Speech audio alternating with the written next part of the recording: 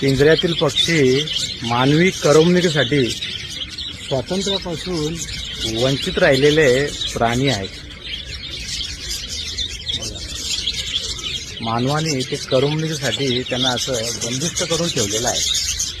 पक्ष्यांमध्ये पोपट असतील, लवबर्ड्स असतील, बाजीगर असतील आणि ते पिंजऱ्यात असल्यामुळे कंटाळवाणा वाटू शकतं, त्याच्यामुळे ते आजारी पडू शकतात.